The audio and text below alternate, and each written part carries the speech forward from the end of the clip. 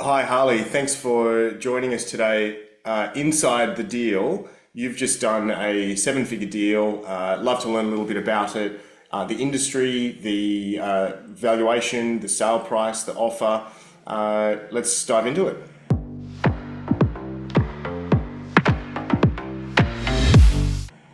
Yeah, no, thanks, Stan. Thanks for having me. Yeah, this was a 24-hour gym.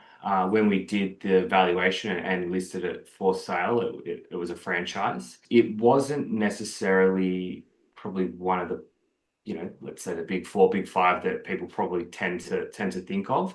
Their exposure in New South Wales wasn't quite the same as it is in other states. So it didn't necessarily have that brand appeal, I guess, brand awareness. The valuation, I think it was about 2.45. We were looking at just under about a four-time multiple on that. Hmm. Some of the bigger, well-known franchises, depending on obviously a lot of different characteristics. They're probably some of them are going up to five times, but this one we went through all the various characteristics of the business and landed, I think it was around that 3.8, 3.9 figure. We ended up going to market for at 2.7. Hmm. We always leave a little bit of room in there for some negotiation. So yeah, slightly higher at 2.7. Also, the EBITDA was growing, so that was factored into our consideration. So yeah, we went to market May last year. Yeah, Hmm. And what was the final sale price? final sale price was 2.5 exactly. 2.5. Yep. Yep. Yep. So Yep. slightly above the initial, obviously the initial valuation, but obviously slightly below that listing price. And how many total inquiries do you have on the business? We had 79 inquiries that came through. With this particular sale, confidentiality was paramount. We would call and qualify each buyer after they fill out the confidentiality agreement. So, approved buyers that received the IM was 61 out of those 79. There was obviously a number of buyers that from our conversation, maybe it didn't fit their criteria, they weren't approved, maybe they were a competitor or didn't necessarily have the cash available. So yeah, we had 61. 61 out of 79. So you actually had a really high conversion rate of total buyers to qualified Yeah, buyers. Yeah, yeah, that's great. yeah. No, And it's quite high considering there are an amount that will inquire and they won't answer the phone. So we obviously try, and at the end of the day, there's probably a portion there that didn't actually get back in contact with us. So maybe that's 50% of those that didn't actually receive it. So there's probably only about 10 that weren't necessarily qualified to purchase the business or approved by the vendor. what was how many offers did you have on the business? If we're talking about serious offers, I think we had about three. Obviously, one accepted. And quickly, what was your gross commission on that sale? It was a staggered approach in terms of the percentage, so it ended up being around 140, 150,000. And you were working on that matter since May last year. Yes, yeah. So we had I'm losing my dates here a little bit. We had an initial conversation around May. To correct, we actually went to market around October, sorry, last year. So the initial Okay. NDA was around May. Obviously, a number of conversations got through to the end of financial year numbers with the accountant, and then that's when the buyer decided to go to market, and yeah, we pulled the trigger in October. So you went to market in October 2025, and what date was the offer accepted? From memory, we actually had a signed term sheet a few days prior to Christmas. Yeah. So both parties could obviously wrap it up. So you went to market in October, term sheet in December, so roughly Yep, 2 months, say 2.5 months at market. So yep, that's actually really fast. yep. And then it was about 6 months until settlement. Yeah. So we settled in April. So yeah, what are we looking? Another 4 months. So yeah, around that 6 or 7 months it took. What For was the biggest challenge? the biggest challenge was it was a little bit of unknown. Basically, the buyer wanted it as an independent gym. So that's as I said, this was a franchise. It didn't necessarily have the footprint in New South Wales as some of the other obviously bigger franchises in the country have.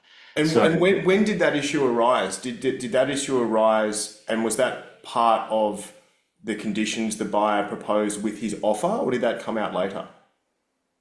it was part, yes, it was a part of the conditions he proposed at the time of the offer being accepted. However, he was open to buying it as a franchise and then rebranding it down the track. So both parties agreed on the price, agreed on the commercial terms, but this was the main aspect of how we're going to sell it. Is it a current, a current going concern with the current goodwill, or is it as a franchise, or is it an independent? And the reason why we couldn't necessarily sell it as a franchise, and then he'll just rebrand it down the track, is then there'll be a non-compete clause that he'll have to sign with the franchisor. And did you feel like during this process the deal could have fallen over at any time? Yeah, yeah, yeah, exactly. 'Cause there's times where I think we have deals, and for no fault maybe of their own, but maybe the seller has a number of other businesses and it's not the main priority, or the buyer has a number of businesses or other things. So sometimes there's one party that's kind of dragging the chain, and it might not necessarily be for a commercial aspect of the deal, but it just takes time.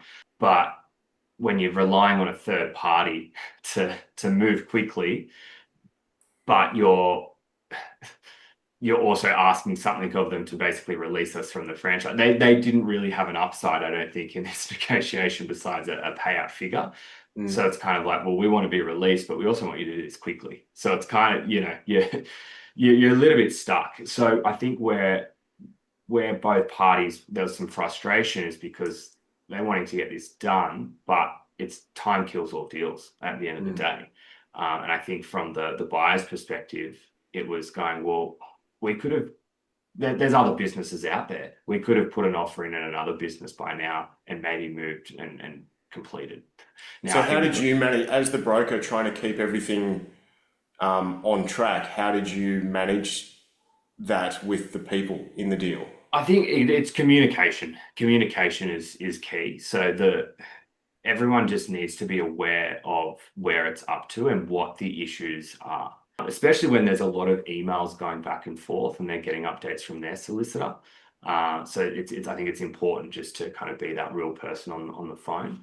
And then there was a stage there where we just did a weekly meeting with the buyer and the seller and myself, just so they can just Okay. so they can communicate them with themselves, because they were great as well. And I think sometimes when you're on one side of it,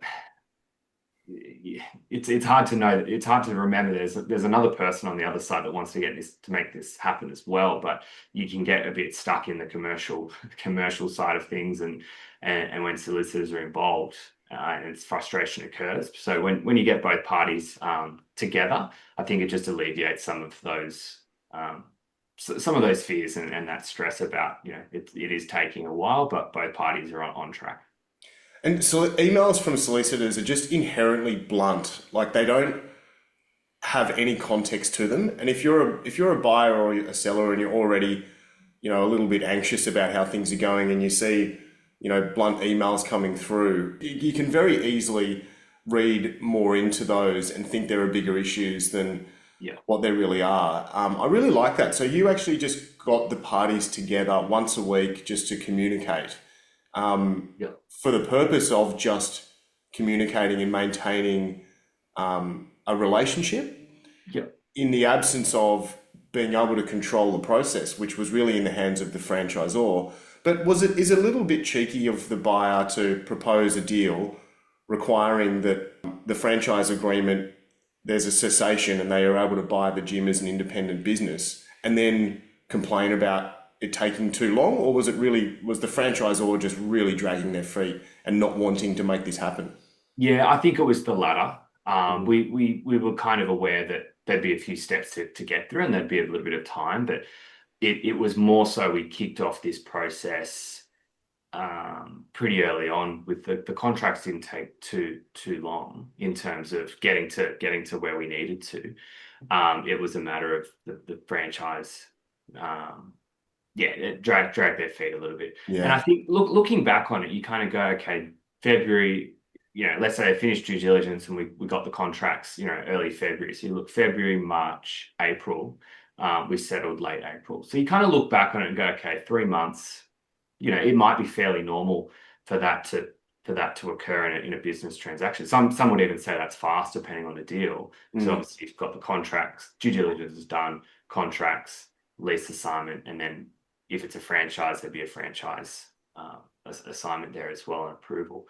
Um, but looking back on it, you go, okay, well, it's probably not too bad. I think it was just maybe some empty promises, and oh yeah, well, the franchisor will get back to us by X date, and then it wouldn't happen. And then like, so apologies, we'll get back to you by X date, and it wouldn't happen. So there was probably some broken promises along the way, which I think it's hard as a broker to kind of navigate that, because you want to, going back to the communication, you want to update the seller, and sorry, update the buyer as well, going, okay, well, this is where we're at. We're all on track. They said they'll get back to us by X date, and then that doesn't happen. Um, you might have one or two goes at that, but if you kind of do it 3 or 4 times in a Yeah. row, they're kind of going, well, there's a I call bullshit on this because it's not happening. So that, I think that's the difficulty of managing those expectations with the time. And yeah, I think in terms of the buyer, they probably had every right to be frustrated after a while because of that. Such a big part of our role is just managing momentum and just managing the people within the transaction, uh, but looking back on it, I mean, so the seller was obviously very happy with your work. The seller has inquired about selling one or two of his other businesses with you. But looking back, is there anything you would have done differently? Um, we'd probably, in hindsight, we probably would have kicked off the communication with the franchisor earlier, Mm. and just got an understanding about where we sat. I guess the uniqueness of it, we may have got. It depends on how early we would have done that and how confident we were with the deal. So, knowing what I know now, yes, we would have kicked it off earlier. But I guess you don't want to kick it off too early and do it unnecessarily, because maybe an off, like, let's just say we would have done it at the start of the transaction process. Before the Maybe, franchisor knows who the buyer is and they just say no. yeah, exactly. Or the buyer comes and they want to buy it as a franchise, and maybe there's a bit of a relationship that's kind of not got off on the right foot with us listing the business. So yeah, again, in hindsight, yes, we would have kicked that off earlier, but again, it was still a bit of a risk either Mm. way at the end of the day. I guess what we know now, it would probably be managing the buyer's expectations a little bit more in terms of time, and going, Mhm. well, if I have this situation again, I can kind of say, well, these things can take a little bit of time. I can give you updates, and I'd still do the communication and meetings with both parties, but probably just kind of planting the seed early that these things are going to take time. There's going to be times where you will be frustrated, but at the end of the day, we're both working towards this successful deal, and we'll hopefully all walk away happy. So, yeah, it's probably managing those time frames a little bit better. There was a sensitive issue as well because the buyer is paying good money for the business as a going concern, and they would therefore expect the membership base and that database to transfer. That's part of what they're paying for. The franchisor is also probably wanting to be protective of that database to some extent, or at least finish that relationship on a positive note with the database. How did you manage that sensitivity? So there was an email that went out to members, obviously the membership base was transferred to the buyer. Mhm. So that was agreed, and that was part of, I guess, the termination and the payout figure from the current That seller, you the had to franchisor, negotiate, yeah. which we had to negotiate. So it was kind of like, well, yes, they're relinquishing the database and their whole business, but they are getting a payout figure as well. So in terms of yeah, in terms of what we agreed on, basically the franchisor just wanted to send an email out to those members, and basically just saying, well, as of X date, this is no longer going to be obviously as part of the franchise. The new owners will be taking over, and I guess not, they're not accepting any liability from that point onwards. Um, and to be honest, they were actually really good about it. It was a well But was written the email. buyer cautious? Was the buyer worried about what they were going to write in that email? Yeah, they were because well, we weren't sure in terms of what the franchisor would say. Like I don't. Again, no, we didn't have to go down this road, but I guess I was a little bit wary of going. Well, are they just going to say, the gym's going to be sold next week on X date? Your membership will transfer to them automatically. However, we're building a gym across the road in Mm. 12 months' time, or we would advise you to cancel your membership. You just don't know. Like I think maybe as a So broker how did sometimes. you get certainty, or how did you manage that? So basically it was within the deed of termination of the franchise. That was as part of the deed. So it was the draft written up, and it was agreed that both parties, the franchisee, the current franchisee, and the buyer would agree to that email. So that's where I thought, okay, this is maybe where it can get a bit shaky because there's going to be three parties that have to Hang have on. to So agree. you had to negotiate the franchisee and the buyer had the opportunity to vet and approve the email that was being sent by the franchisor to the Yep, membership base. Yeah, wow. yep, yep.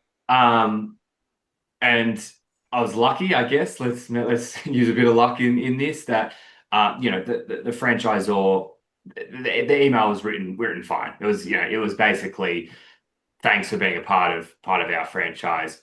Best of luck. The Yeah. business is being sold, so there was no animosity or anything like that. Yeah, Yeah, I they think didn't have a like that, so they weren't planning on being malicious, but certainly if you're the buyer paying 2.5, you yeah, want to know for sure that the email that goes to the membership base that you're about to inherit is going to be, yeah, exactly, a exactly. positive email of sorts. Yeah, yeah. Yeah, I think there was a little bit of concern going, well, it's taken so long to get to this point.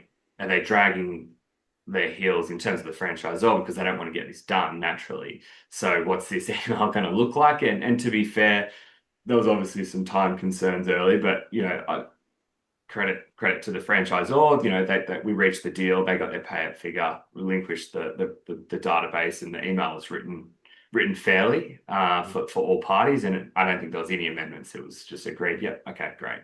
Yeah, great. And that was kind of yeah. That was kind of towards the end as well, pre-settlement, but yeah, that was ticked off. Mate, congratulations on that deal. I just want to say actually as well, like that's a very hard thing to incorporate into a transaction structure where you actually have to convince the franchisor to effectively relinquish their that territory. Mm. And so, mate, congratulations on the deal, and thank you for sharing that with us. No worries. No, thanks, Dan.